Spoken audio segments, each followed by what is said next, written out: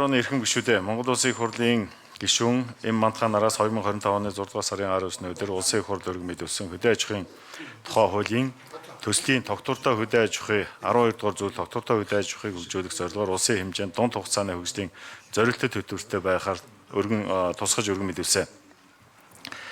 Дээрх зохицуулалтаа нийлүүлж хөдөө аж ахуйн тухай хуулийн төслийг хилцүүлэгт бэлтгэх үүрэг ажлын хэсгээс хөгжлийн бодлого төлөвлөлтөд түүний удирдлагын тухай хууль нэмэлт өөрчлөлт оруулах тухай хуулийн төсөл боловсруулах санал гаргасныг байгаль орчин хүнс хөдөө аж ахуй байнгын орооны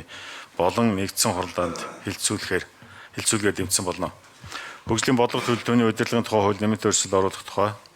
төслийн анхны хилцүүлгийг 2026 оны 6 сарын 19-ны өдрийн чуулганы нэгдсэн хурлаанаар явуулахад улсын их хурлын гишүүд уг хуулийн төсөл нь Монгол Улсын их хурлын чуулганы хурлааны дэгийн тухай хуулийн 42 дугаар зүйлийн 42-ийн 6 дахь хэсэг заасан төсөл нь бусад байнгын орооны эрхлэг асуудал хамааралтай бол байнгын ороо уг төслийг хилцэж санал өгөлтөд холбогдох байнгын ороог хүргүүлсэн байна гэснийг үндэслэн эдийн засгийн байнгын орооны хурлааныг хилцүүлэх шаардлагатай гэж үзсэн тул хурлаан даргалагч уг асуудлыг дахин хилцүүлэхээр эдийн засгийн байнгын ороо болон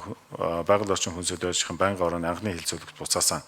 Эдийн засгийн байнгын ороо 2026 оны 6 дугаар сарын 29-ны өдрийн хурлаанаараа дээрх хуулийн төслийг Монгол Улсын их хурлын чуулганы хурлааны дэгийн тухай хуулийн 39-ийн 5 дахь хэсгийг баримтыг хилцэж санал өгөлтөө байгаль орчин хүнс хөдөө аж ахуйн байнгын ороонд ирүүлсэн болно. Хөгжлийн бодлого төлөвлөлт түүний удирдлагын тухай хууль нэмэлт өөрчлөлт оруулах тухай хуулийн төслийг эдийн засгийн байнгын орооны хурлаанаар анхны хилцүүлгийг явуулсан талаарх санал өгөлтийг 5 хүнд хүргүүлсэн болно.